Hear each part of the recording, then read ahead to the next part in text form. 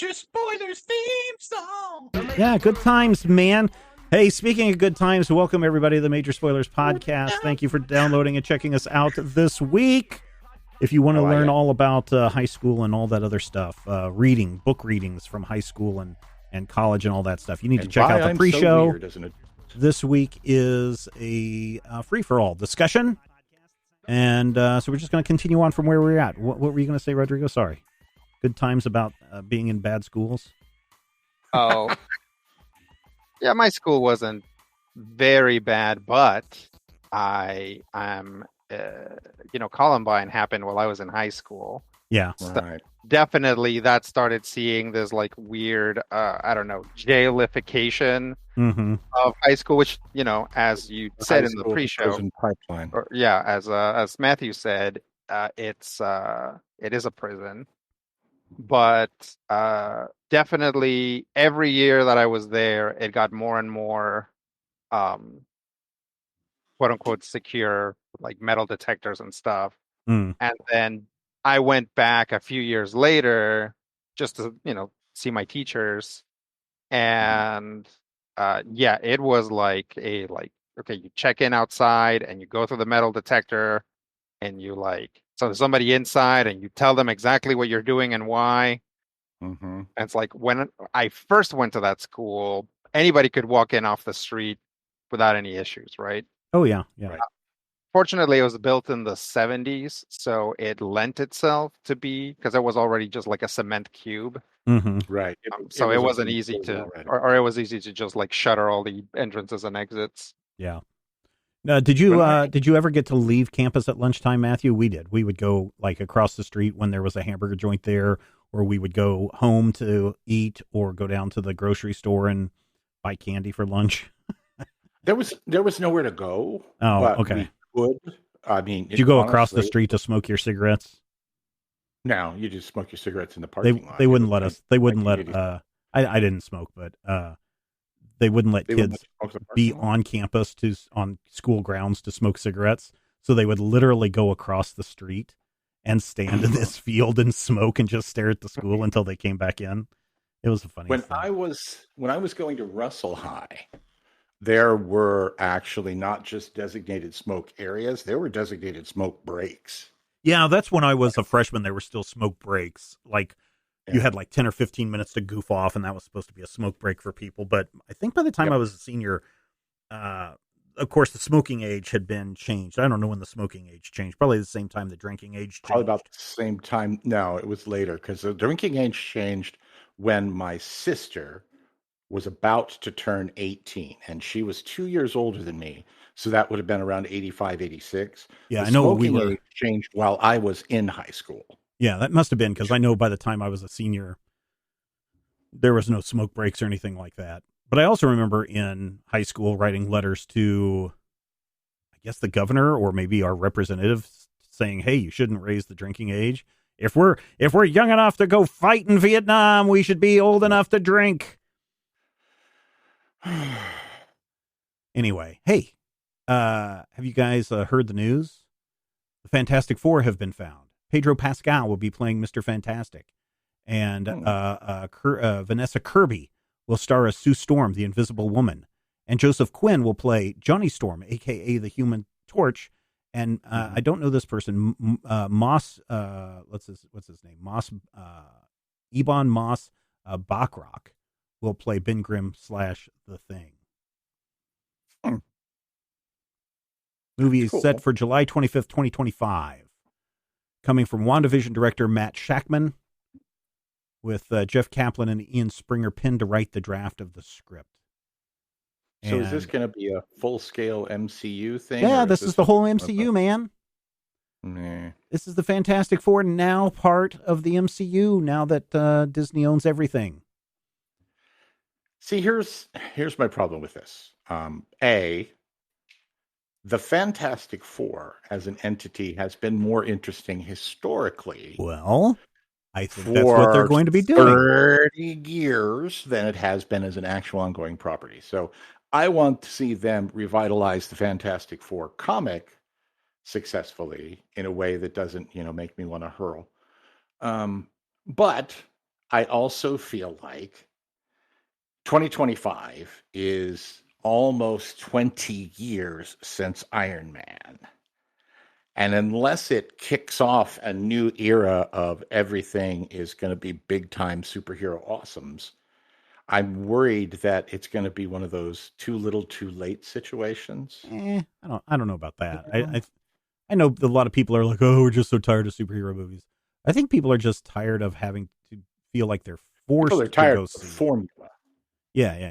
And feel like they have to go to see everything to get everything. It's funny because it's backwards, right? Like the Fantastic Four were pretty much the first big Marvel property, and everything else had to sort of exist in a Fantastic Four world. So I don't think that this is better for the franchise, certainly, but it's like the fact that the Fantastic Four is coming in so late in the into the life of the MCU. It makes for some interesting problems. Some of which are that a lot of the things that the Fantastic Four are about and like doing and like fighting have already been explored by other characters, or have been done to a large degree by previous movies. Right? It's like, are we gonna get another here's Doctor Doom story? But if we don't, we can't do like.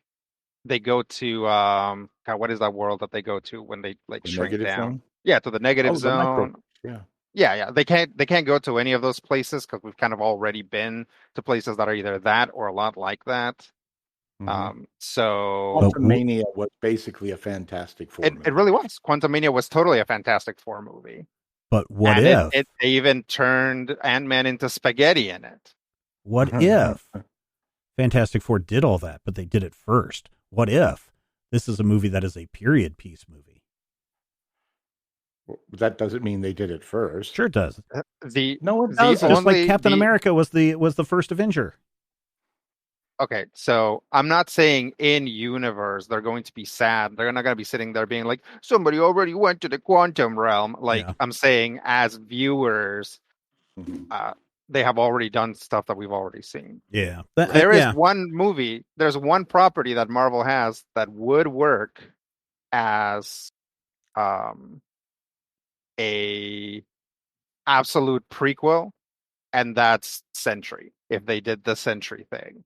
Right? If they were like, actually, and then they like splice them into that shot in New York starring where Brandon they Routh go around. As yeah. So if they did that, they could do it, and then the fun of it would be like, what are all these places where Sentry was involved where we don't quote unquote don't remember, right? Where the movies don't show it. Yeah.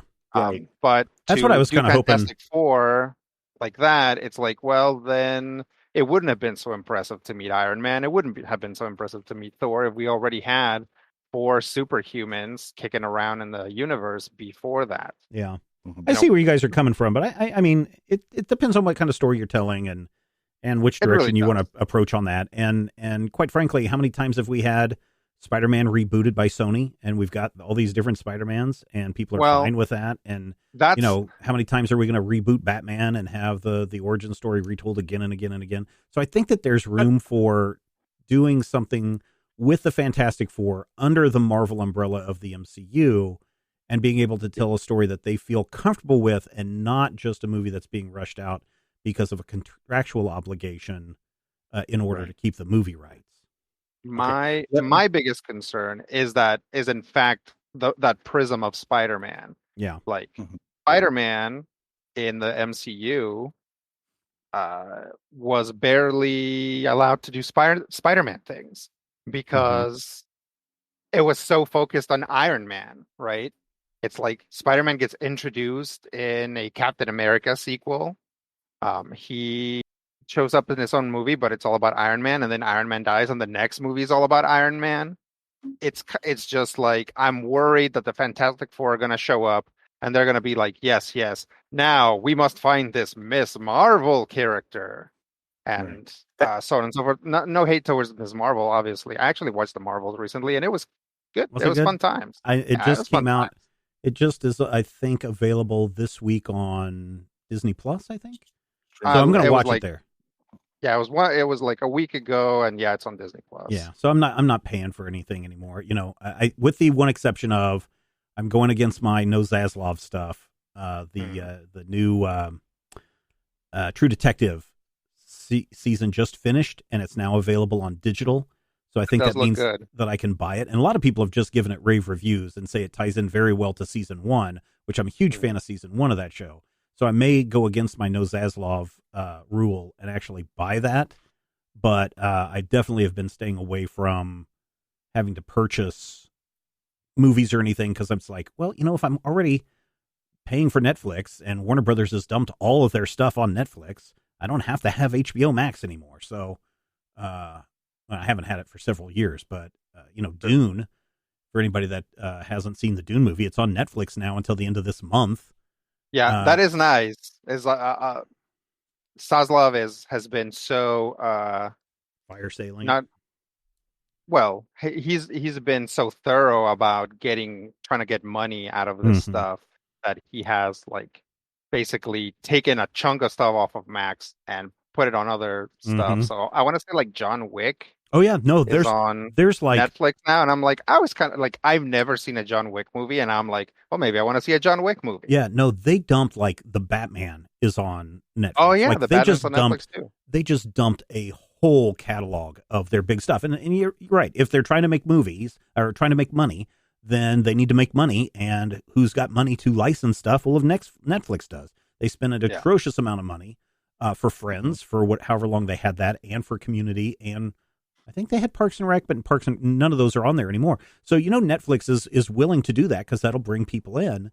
And at the same time, that I guess you could argue that Max has had that stuff for exclusive on their streaming service and, you know, purchase digital stuff for years. So now we're into the part where they're just licensing it out to whoever wants to get it. But at the same time, with the trouble that Warner Brothers is in, do I really need Max if I just know that it's going to dump on Netflix or it's going to dump on Amazon or one of those others within 6 months of it coming out? I can just wait in those cases. So I know that doesn't do anything for the movie industry, but for me and my anti-Zaslav tactic, that's fine. I mean, that's the thing is like this stuff is just so like get it out there. This needs to become profitable, right? Not nurturing something into becoming profitable. That's not what he was brought in to do, right? They were like, he was brought in to things are not profitable. Quick, get the chop guy. And so he comes in with his big chopper. Man, Zaslav should do a slap chop. Somehow the slap chopper should try to get Zaslav to come in to sell, you know, the slap chop. Matthew made that. Yeah. But they should get Zaslav to pitch for them. And like every time he's like, you've got a Batgirl movie, just slap chop it. You got a Coyote movie that needs to be chopped up. Here we go, slap chop it. But you know what's really weird is two things that have come out in the last week. One of them today, in fact, that I find somewhat amusing, but also somewhat troubling. Disney has licensed many of their movies and kid-friendly movies and TV shows to Mad Cave Studios to do comic book adaptations. So we've got Encanto, Turning Red, Phineas and Ferb, Frozen, Disney Fairies, 101 Dalmatians, and probably more as this thing goes on with paper cuts. It's like, I don't know. So on the one hand, again, if you're just trying to make money, licensing things out means, hey, we just let the money roll in. We let paper cuts do whatever they do, and we just make the licensing money off of all this stuff. But at the same time, when Disney first acquired Marvel, they canceled all of their contracts with Dark Horse and Boom Studios and all these that were doing it and said, oh, no, we'll just have Marvel do it. And Marvel did kind of I don't want to say a half-assed attempt, but they just kind of went about it going, I guess our bosses are telling us to do this, so we'll do it. And then those didn't do very well, and they stopped doing it. And then Disney is licensing stuff out to Dynamite to do, you know, the Disney Afternoon books. And then over to paper cuts for the younger readers. As it turns out, making comics is difficult and expensive, and you need people there who actually want to do it. Yeah. So, well, yeah, giving it to someone who is then going to go not out of their way, but whose job it is to find artists and writers that are excited about the property. It's like that's obviously the way to do it if it's a property that clearly they don't care that much about. Yeah. Right. Yeah. Well, it's interesting because the news that came out today is Disney reaches licensing deal with Sony Pictures Home Entertainment for DVD and Blu-ray releases of new and catalog titles, meaning Disney doesn't even want to be in the physical media business anymore, that they're licensing it out to Sony to make those DVDs and Blu-rays and just, making money off of that licensing deal. It's just like, it's funny that it's like, we must have everything, and then they get everything, and then Disney's just kind of like, we don't want to do all the work that's required for us to do all of this stuff. Maybe we'll just give it to Sony. Anything. Yeah, we'll just give we'll just give it back to Sony, who we're going to probably buy in 6 years anyway. So, one of the things we were talking about in the pre-show, ladies and gentlemen, was I mentioned what is it called? Helldivers 2. And Helldivers is only available on PC and on the Xbox, or PC and the PlayStation. Sorry. Do you guys care about exclusives? Is that a big thing anymore, or is it a big thing? Does it bother you having them, or do I care about not having them? No. So, like, if the next Diablo game or the next WWE game, Matthew, came out and it was exclusively on a system that you didn't have, right? Would I buy a system to play the game? Yeah. See, the days when I could do that are gone. Like I did.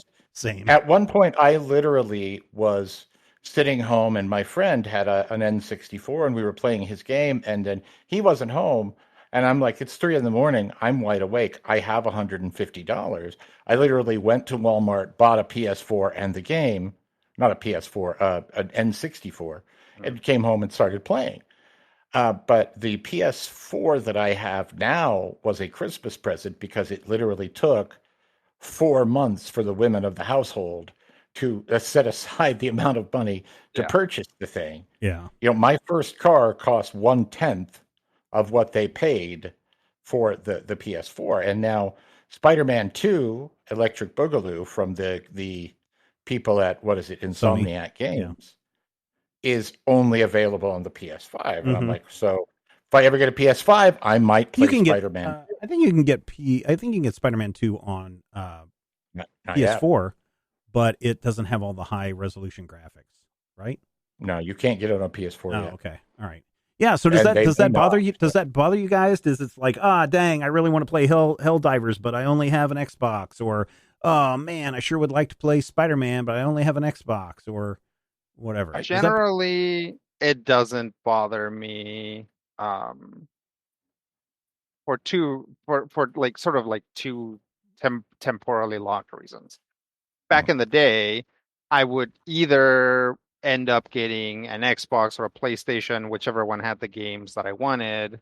I've always gotten the Nintendo console too, so I'm, it's like I have a Switch now. I don't have a PS5 or an Xbox Series X or whatever they're on right now, and that's fine. I have a gaming computer, and that plays anything that would be on Xbox, right?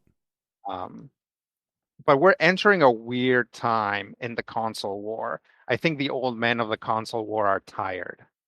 You hear Microsoft being like, well, maybe we'd be open to having Xbox exclusives on the PS5 because, like, it's sort of already happening, right? It's like you can play any Xbox game on a computer.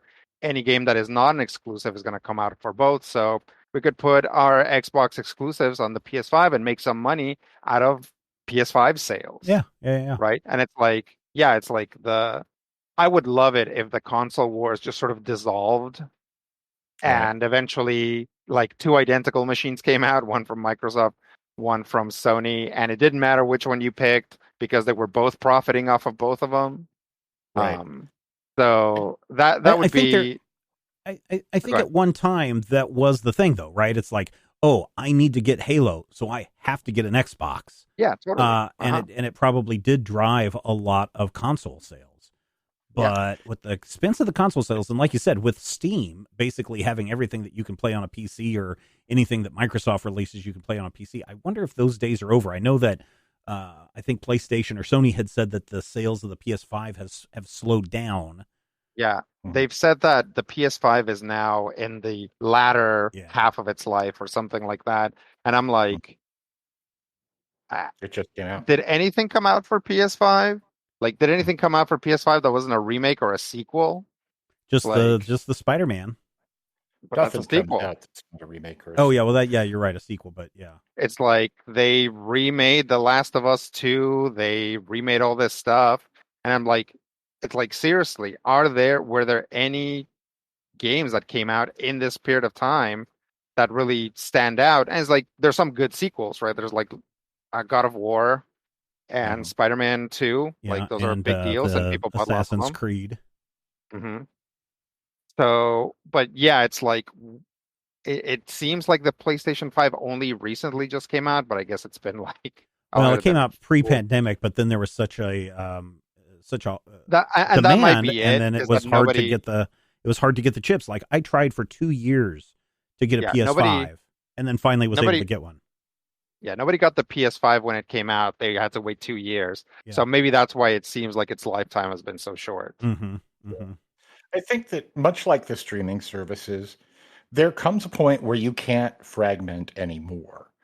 And not just the audiences and the creators, but literally the zeitgeist, if you will, becomes about all of those tributaries folding back into the river. I mean, we've seen this before in the gaming industry, because there was a big deal around when I was in my mid to late 20s, there was a big deal about cross playability and reverse compatibility. And, oh yeah, you can play this game here or you can play it here. It's available for everything. Anybody has access to this game. And then we kind of split off into the thing where there's 19 different streaming services. So if you want to watch this, you have to have this and this and this and this and this. And now, as Stephen mentioned, we're starting to see, oh, we're just going to dump this over here. This is going to play in 3 different places. Yeah. And I feel like it's come to a point where the belief system, not necessarily the reality of it or the ability to do something, but the actual belief that you need individual systems or you need that exclusivity is kind of going away. And I feel like we may be coming to a point where the gamers are like, we want things available for both systems, so then we can have a head-to-head argument about where it looks better again. Yeah, I feel like whether or not it's true, I kind of feel like the tenor of the audiences that I hear, which granted is pretty much Twitter and random internet, is we're done with this, we're tired of this, let's do something else. Yeah, it kind of goes double for multiplayer games, right? Mm-hmm. Where for a long time, for the majority of the lifetime of these consoles, not these specific consoles, but of the PlayStation project and the Xbox project and the Nintendo's consoles, there hasn't been crossplay, right? There hasn't been that crossplay ability. So you had to pick if you wanted to play Halo online with other people or anything else, Overwatch, all this other stuff, you had to pick which console you wanted to play on and hope that would be the console that would have the most players so you could actually play. Right. Eventually, finally, enough games came out with crossplay that the big scaredy cats on top were like, okay, well, we'll allow crossplay, right? Street Fighter 6 is fully compatible with crossplay. So I play it on my computer and I can be playing against somebody who's playing on their PlayStation 5 or their Xbox. And that's what I blame for losing. So it's a win-win. Mm-hmm. Right. Yeah. And we are at the 30th anniversary of PlayStation this December. Yeah. 30 years. Congratulations, PlayStation. I hardly played you. Hey, dear listener, we've been talking a lot about video games. We talked about Helldivers 2 earlier in the Major Spoilers podcast pre-show. We also talked about books that we read when we were in high school. If you want to get access to that conversation, then you need to become a silver level patron over at patreon.com/major spoilers. When you sign up at the silver level membership, that's only $5 a month. Then you get access to up to 4 bonus episodes every month that you can't get anywhere else. If you go up to the gold level, which is $10 a month, and you're like, man, these guys are worth $10 a month, you get up to 8 bonus episodes a month. Plus, you get access to the GM Roundtable. You get access to the VIP live chat where I sit down and talk with you about what it's like to run Major Spoilers. And this month, the one that I just did last weekend, man, had really good responses from people. Like Thomas Perkins reached out to me, goes, oh man, I just listened to this and I agree with you. And then we carried on a conversation there. There have been some really great comments based on the most recent VIP live chat. So if you want to know what's going on behind the scenes, sign up for that gold level. You can do that all at patreon.com/major spoilers. And you allow us to have conversations like this a couple of times a year right here on the podcast. Rodrigo, I want to hear about the Marvels because I'm about to watch it probably in the next week or two. And then I want to tell you about a movie that I watched that you may get a kick out of. Okay. So watched the Marvels last week, I want to say. And as someone who watched WandaVision and also the Ms. Marvel series, and also, unfortunately, Secret Invasion, I was fully onboarded onto what the Marvels was wanting to do, right? So that's the disclaimer, is that if you haven't watched all of that, your experience is probably going to be different because they don't spend a lot of time really being like, this is a character, this is their deal. They kind of expect you to already be on board. Yeah. Probably the most fun thing about it is the like power contrivance, right? It's like this thing where like for some no, they swap places when they use their power simultaneously. Oh, okay. So it's a fast way to get them all together.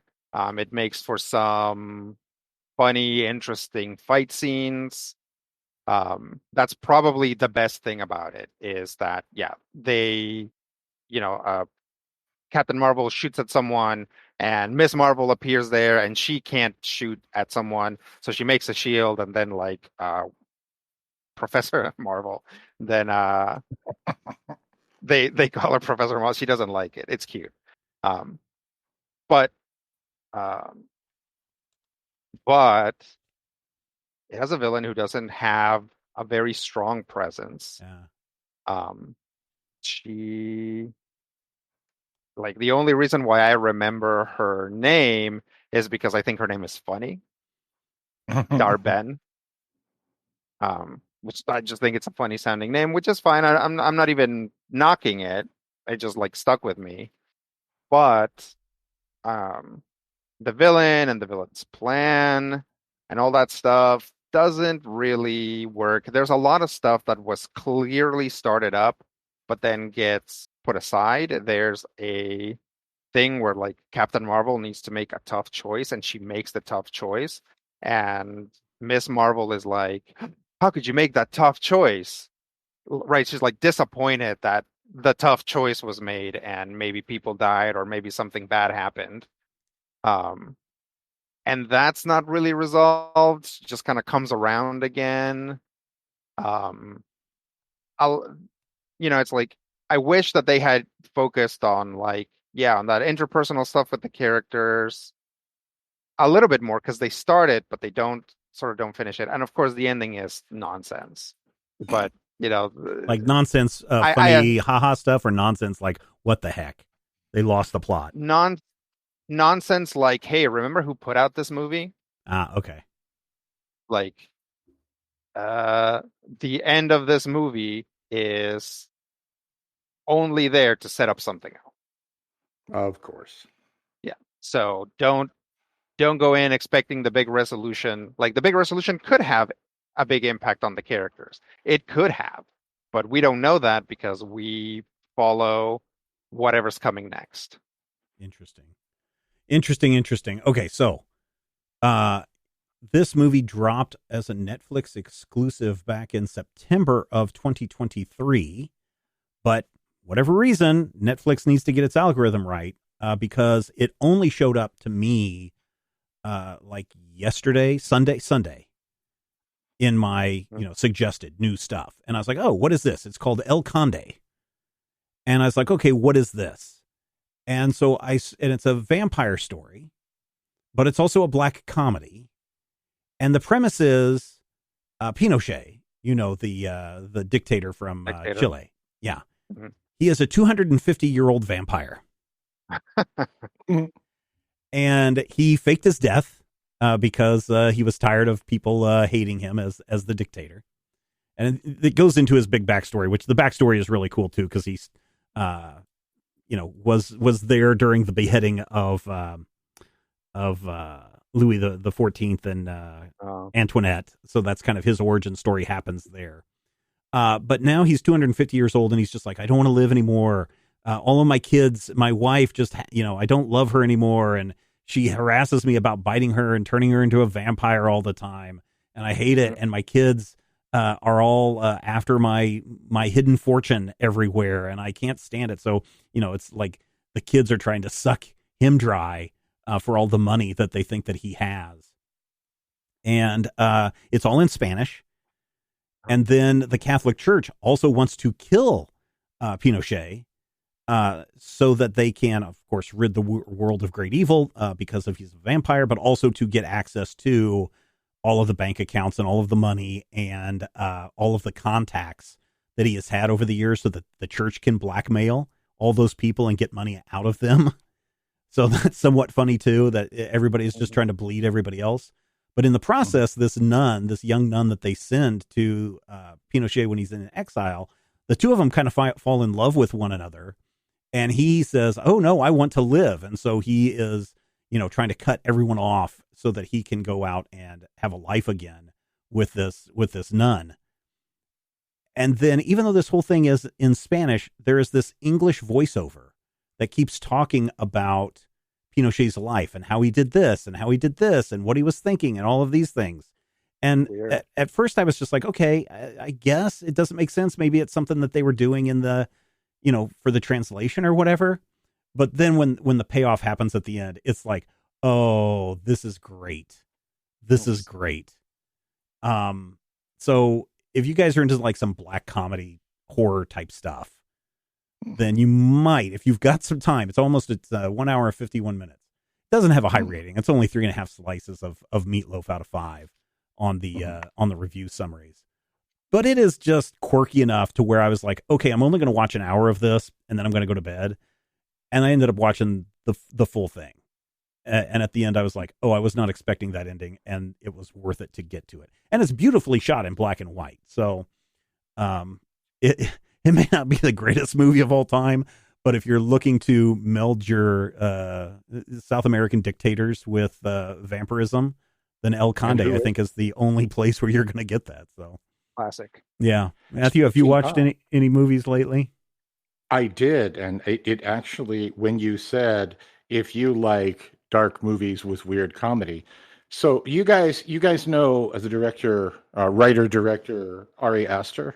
Yeah. I mean, not personally. I mean, he and I don't. Keeps dissing us. We're like, hey man, what's up? Yeah, he's like, get out of here, major spoilers, guys. Yeah, he's a close personal friend of mine. We hang. Of course, he did Hereditary. Hereditary, of course, is the movie that I and my kid remember as that time that Toni Collette cut her head off with a handsaw. And then, of course, there's Midsommar, which is the movie where Florence Pugh cries, and then you cry, and then everybody gets thrown into a bear suit and set on fire. Spoilers. Yeah. He had his third full-length movie hit my streaming this week, and oh God, I've now seen it twice, and I still cannot parse what is happening in Beau is Afraid. Oh yeah. I want to watch. It's Joaquin Phoenix, so you know that it's going to be just it's Florence Pugh levels of crying on screen, but it makes the first two look like bed knobs and broomsticks. Oh no! Oh my! That sounds God. horrifying. It is horrifying, and I watched it, and I watched it just in dread, and things kept happening, and the dread got more and more. And here's okay. This is a little backstory. Do you remember Josie and the Pussycats? The movie? Yes. Yes. Josie and the Pussycats has given me a massive lifelong crush. I say lifelong, probably 20 years, since Josie and the Pussycats isn't that old. Crush on Parker Posey. Sure. Parker Posey is funny. Parker Posey is cute. Parker Posey is like manic pixie dream girl energy for me. I love Parker Posey. Everything with Parker Posey in it is a little bit better and fun and, kind of upbeat. When I think Parker Posey, I think A Mighty Wind, right? Uh-huh. Parker Posey is in this. He made Parker Posey horrifying. Nice. There is a scene in this movie that focuses on the face of Parker Posey that I literally had a nightmare about. It is, and I love the movie so much. Because, did you ever see the Lost in Space where she plays Dr. Smith? Yeah. I didn't sit and watch it. It was good. She was good in that. She is good in that. I don't know if I'd go on to say that the series is all that good, but she is like actively very threatening in it. Yeah. I was like, oh, this is not like a lady being upset by a Weimaraner. This is like, oh. Yeah, and if anybody could encapsulate that Jonathan Harris energy of I'm silly and foppish and also incredibly sinister, and I can go back and forth from the pain to betraying people and spitting them into space. I feel like Parker Posey could do that. I feel like the Jonathan Harris space. Parker Posey should play the Master. Oh, she would be really good. She'd be good as the Master. Here's what I want. I'm going to do a gender reverse version of Gilligan's Island, and I want Parker Posey to play the professor. Because Gilligan is going to be played by Haven Flores, who is a 17-year-old actress from Danger Force, who just is amazing. And she would kill as Gilligan. And I feel like Parker Posey as the professor. And then you get in there and you get like Mr. and Mrs. Howell, where like the Mr. Howell character is actually in this version Mrs. Howell, because it's 6 women. Oh no, you need Blake Lively and Ryan Reynolds to play Mr. and Mrs. Howell, where she is the Ryan rich Reynolds one. playing Lovey and Blake Lively playing Thurston. Yes, that would be would be a really good combo right there. Oh man, that is good. But yes, I was all the way through. Beau is Afraid, literally subtitled Matthew is Afraid, and there are scenes that I honestly cannot explain to you why. I'm just so affected by this movie. I can't understand why. There's a character in it who's just literally a psychiatrist in a cardigan, and he's just this smiling man. And every scene of him is terrifying. It's not like we're not even talking like, Cesar Romero Joker kind of smile. It's just a man smiling a big smile, and I cannot look at him. I cannot stand to look at him. So now I want to see, can Ari Aster take this one step further and just strike me dead with his next movie? Oh man, I hope so. Hey, it's craft. Like the first time I saw Mulholland Drive, there's like this part in it where like a guy is talking about this scary dream he has, and we're just like walking towards like this building corner of this trash can, and then like disheveled guy pops out the side, and it's like so scary if you're like focusing on what's happening, right? And it's like I think Ari Aster does.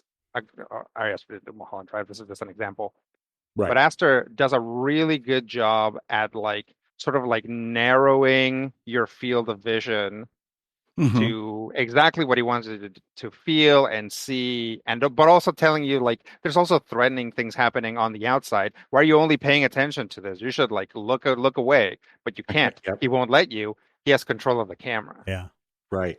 There's a scene in Hereditary where the boy from the Naked Brothers band, the main kid from Paperstown, he's in his room and it's dark. and he's, terrible things have been happening, and he's sitting in his room, and it's dark, and nothing is happening. It's just kind of a scene that's quiet, and then in the background, something moves, and you realize that his mother is crawling on the ceiling like a spider, and suddenly realizes we've seen her and crawls out of frame really fast like a spider. And the time that we saw this, I saw it with my kid, and my kid does not startle easily. And they screamed bloody murder at that moment when suddenly he let us see what was actually happening in that sequence. And I'm just like, I don't know if I need jump scare movies. I like weird movies, right? So here's another movie recommendation. It came out years ago. I think I've talked about it before, but it's really good. And it will, if you want to go down the rabbit hole after you watch the movie, it'll take you down many, many rabbit holes. I would say it takes you down the same kind of, not the same kind of rabbit holes, but it's in the adjacent rabbit hole, like True Detective season 1, if you go down that stuff. Under the Silver Lake with Andrew Garfield in it. It's a modern day story where Andrew Garfield is kind of like an out of work. He's just kind of a loser. You don't really know what he does. He doesn't work. But he has sex with, what's her name? Not Oates. Yeah, it is Oates, from the group. Kate Micucci. Not Maguchi. Lindholm. Yeah. Mm-hmm. Yep. Topher Grace is in it. And a bunch of other people. But he falls in love with this woman that just moves into the apartment building. He thinks it's like almost a creepy kind of way. And then she disappears. Like, he doesn't know what happened to her, and he's obsessed with finding out what happened to her. And it takes him down this rabbit hole of conspiracy theories all around Silver Lake in California and Hollywood and the music industry and what it means to be famous and rich and what can you do and can't you do. And it is weird. That's all I will say. It is,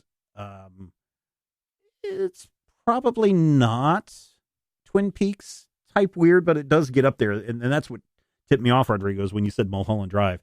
It's kind of that same kind of weirdness in Under the Silver Lake. And I think Andrew Garfield just does a fantastic job as this loser who is just obsessed with trying to find out what happened to this woman. So if you go into it thinking that it's like a detective story, it's kind of that, but with a twist of somebody is killing dogs and who's killing dogs and what about secret societies and where are all these messages hidden.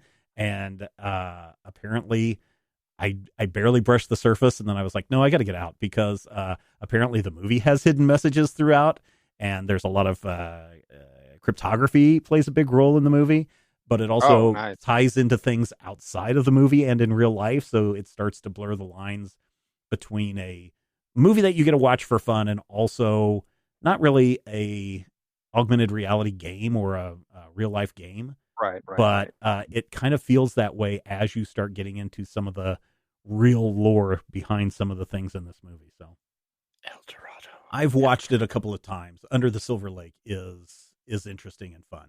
Oh, the guy that tells that story in Mulholland Drive is in this. Oh, yeah, cool. Yeah. See? Yeah. It's all tied together. It's all connected. Yeah. Wheels within wheels. Wheels within wheels. Wheels within wheels. Okay, I did break my No Zaslav deal, and I went ahead and bought the entire season of True Detective season 4. Yeah, but I bought it. But see, I bought it through Apple Plus, so I didn't really technically buy it from Warner Brothers. I bought it from Apple, who then is giving the money to Zaslav. After Apple takes my money, I don't care what they do with it. So yeah, if they want to give it to Zaslav, go ahead. So my conscience is clear.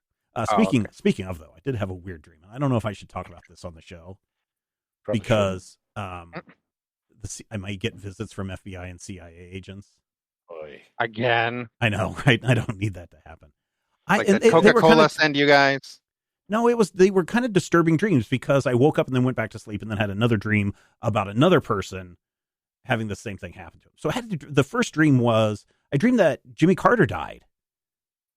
And I woke up and I was like, oh crap, is this a prophetic dream? Because this guy, his wife, just died recently. And, when you're that old and you've been with somebody that long, typically it's within a year or two of that person passing, then you pass too. And so there was I was dreaming and there was all these reports that Jimmy Carter had passed away. And I woke up convinced that Jimmy Carter had passed away until I got up. And then I finally looked it up and I was like, no, Jimmy Carter's still alive for now. Yeah. But then I went back to sleep and I had a dream about an assassination attempt on another president. And I was trying to save this guy. And I was like, get out of the way, get out of the way. And I was like throwing this top hat because I knew there was going to be a gunshot from behind. And I kept throwing this top hat in between me and this president who was walking in front of me, whose name I won't say because I don't want to visit from the FBI or the CIA. And he was just ignoring me. And then I go in later to see how he is, because you'd think that if someone was shooting a gun at you, you would be kind of upset about this. And I went in, and that president was also dead. But he was also hanging out with Ted Kennedy and doing drugs and having naked ladies running around. So it may have been the way it was. But it was just a dream. I do not need the FBI or the CIA visiting me. But if any of that stuff comes true, then oh boy, it won't be good. You guys ever have those kind of dreams where it's like, and I have no idea why I would be dreaming about either one of these two people, because I have no reason to be dreaming about Jimmy Carter or this other president. My dreams are always I have weird kind of dreams that are mostly like an Ari Aster movie. It's mostly just feelings and stuff, but occasionally you'll have hey, this thing is happening and it's incredibly realistic. But there's always kind of a feeling in the back of my head of, okay, wait, no, this can't be. And sometimes I'll actually talk myself out of a good dream or a bad dream. Yeah, don't talk yourself out of the bad stuff or the good stuff. This can't be. You got to ride the wave of those dreams, man. Nah, my brain is too analytical. I mean, I cannot turn that off. And I honestly feel like if I did, first of all, I wouldn't be half as good at my job, because, 80% of what I do in my job is going, aha, this stupid person just said something that is a big red flag. But also, I don't think, I could hang out with most of the people that I hang out with. My scary dreams, I used to think that I was just a dope, but maybe I'm just a very good director for my dreams, because my scary dreams are I'm in this house and I'm walking around and there's people in the living room, and I walk into the living room and they're watching TV, and on the TV is a scary puppet. And I scream and I'm like, and then my wife is like, wake up, you're screaming. Right. So I thought is and a lot of my scary dreams are like that, where I walk by and on TV something scary is happening and I'm scared by it, and but it's not like the news. It's just this is a scary movie on TV, right? And I'm just well, maybe I'm just really good at capturing that essence of even if something happens that's not super scary normally, it's very scary in my brain. Yeah. Really, the most likely thing is that my brain is just kind of chugging along, writing the dreams, and then he's in a room and there's people watching TV and somebody shows up and they're like, hey, did you forget this guy has some kind of anxiety attack thing going on? And he's like, oh, no, just give it to me. I'll just put it in here. It's fine. And it just happens in the middle of the dream. Yeah. Maybe your brain is well, we really, most of what we do is enjoying various sorts of media. Let's just have that be horrifying in our dreams. Or maybe your brain is living vicariously through the other yous and other dimensions through the dream realm. It is so weird when you say that, because you're usually so averse to any wild and crazy thing. Oh no, I'm not. But I've told the story about how I had that dream from, I don't know, when I was in high school, and it was just ever since then. It's just oh no, more and more of the dreams I have seem to tie into the fact that I'm dreaming and seeing the other realities.